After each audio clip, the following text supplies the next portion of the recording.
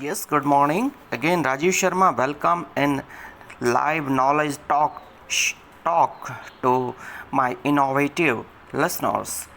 And we are talking today on the French Revolution. Knowledgeable topic of knowledgeable talk is the French Revolution, class 9th, lesson number 1, French Revolution, and we are entering in the unit number 4.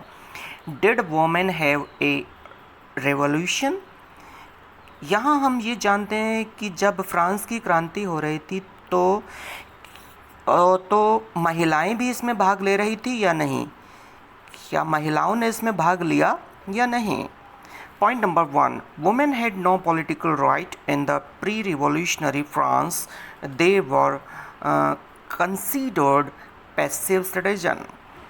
अगर हम इससे पहले की क्रांति, France की 1789 की क्रांति से पहले फ्रांस की सोसाइटी में वीमेन की पोजीशन को देखते हैं और तो उन्हें, महिलाओं को कोई राजनीतिक या किसी तरह के विशेष अधिकार नहीं होते थे. उन्हें पैसिव सिटीजन यानी निष्क्रिय नागरिक का दर्जा प्राप्त था. पॉइंट नंबर 2, हम परिचर्चा कर रहे हैं कि क्या फ्रांस की क्रांति में महिलाओं ने भाग लिया. Point number 2, women started their own. जैसे जैसे क्रांति आगे बढ़े, महिलाओं में भी एक अपनी चेतना का विकास हुआ और वुमेन ने स्टार्ट किए अपने राजनीतिक club, political club and newspaper. Women introduce in first time in French history their own political clubs and newspapers. Women France won the right to vote in 1946. In milestone phenomena for the right of women was took place in 1946. 1946 में एक ऐसी घटना घटती है कि France में महिलाओं को वोट देने का अधिकार यानी मत डालने का अधिकार प्राप्त हुआ. It was a milestone success in the favor of women section.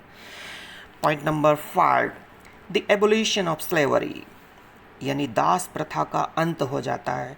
ये भी एक बहुत, दास प्रथा में सिर्फ पुरुष ही नहीं, महिलाओं को भी शोषण का शिकार होना पड़ता था, वो भी एक्सप्लॉइट होती थी. इसमें point number sub section 1.1 of the most revolutionary social reform of Jacobin regime was.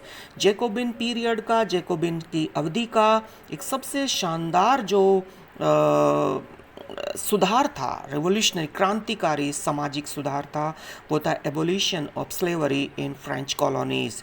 जितने भी फ्रांच उपनिवेश थे उन सभी जगहों पर दासता को ख़त्म कर दिया गया था. यस. पॉइंट नंबर 2, सब पॉइंट, नेपोलियन री इंट्रोड्यूस्ड स्लेवरी. हालांकि नेपोलियन ने दोबारा से स्लेवरी को इंट्रोड्यूस किया in France for economic interest. बाद में जब नेपोलियन का पीरियड आया, द पीरियड ऑफ टेरर के बाद, नेपोलियन ने जब देखा अपने आर्थिक हितों को, उन्हें मजदूरों की, लेबर क्लास की ज़रूरत थी, तो उसने फिर से री इंट्रोड्यूस कर दिया, दोबारा से पुनर्स्थापित कर दिया था स्लेवरी. बट इसका भी विरोध हुआ क्योंकि कोई भी बुराई बढ़ सकती है, थोड़े समय के बाद घट सकती है, लेकिन एक समय के बाद बुराई को जब सब समझ जाते हैं तो बुराई ख़त्म करनी ही पड़ती है. The slavery finally abolished in France colonies in 1848. 1848 Karl Marx का पीरियड आ जाता है. यहाँ एक बहुत ही Karl Marx period, the communist manifesto book लिखी जाती है. और इस साल की सबसे शानदार जो चीज़ है 1848 में, वो है कि फ्रांस में स्लेवरी को, दास प्रथा को पूरी तरह से ख़त्म कर दिया जाता है फ्रेंच कॉलोनीज़ में. यह पॉइंट नंबर, स्लेवरी एबोलिश होने का बड़ा अच्छा इम्पैक्ट, बड़ा अच्छा बेनिफिट्स महिलाओं को भी मिला, क्योंकि उन्हें भी इस डिमेरिट का, इस इविल का शिकार होना पड़ता था. And point number 6, the revolution and everyday life. जो दैनिक जीवन था, हम क्रांति और क्या दैनिक जीवन पर कोई असर पड़ा. Point number 1, one important law came into effect in the summer of 1789. 1789 की गर्मियों में एक बड़ा महत्वपूर्ण जो कानून था वो प्रभाव में आया. came into effect. Abolition of censorship on newspaper. क्या था ये कि समाचार पत्रों पर जो प्रतिबंध लगा हुआ था उसको हटा लिया गया. Abolition of censorship on the newspapers. Finally, we are going on final conclusion on French Revolution. It is the final phase, and we are going to finish this lesson. What the conclusion? Conclusion means a brief discussion which we gain, which we found, which we reach on the region, and final conclusion. So conclusion on French Revolution, class 9, chapter number 1. The first conclusion: Napoleon era in France. Napoleon का जो युग है, Napoleon era 1804 to 1815. Impossible is not in my dictionary the man of destiny. France के इतिहास में 1804 से 1815, 1804 से 1815 के बीच की अवधि को नेपोलियन युग कहा जाता है. इस युग की दो घटनाएं थी. नेपोलियन ने कहा था impossible is not in my dictionary, मेरी डिक्शनरी में इम्पॉसिबल नाम का कोई शब्द नहीं है. नेपोलियन जिसके हाथ में फेट लाइन नहीं थी, भाग्य रेखा नहीं थी, कहते हैं कि एक नाइफ यानी चाकू से चीर कर अपने हाथ पर उसने भाग्य रेखा बना दी. और फिर एक दिन ऐसा है कि यूरोप में उसका भाग्य का सितारा शाइनिंग करने लगा, और इसीलिए नेपोलियन को द मैन ऑफ डेस्टिनी भी कहा जाने लगा, भाग्यशाली पुरुष. Point number 2, point conclusion number 2, निष्कर्ष number 2. Initially, Napoleon was known as the liberator and supporter for freedom of people. शुरू के दिनों में जो नेपोलियन था वो आज़ादी का समर्थक था और लोगों की आज़ादी का और स्वतंत्रता का समर्थक था. बट सून, शीघ्र ही Napoleon forces become in invading force.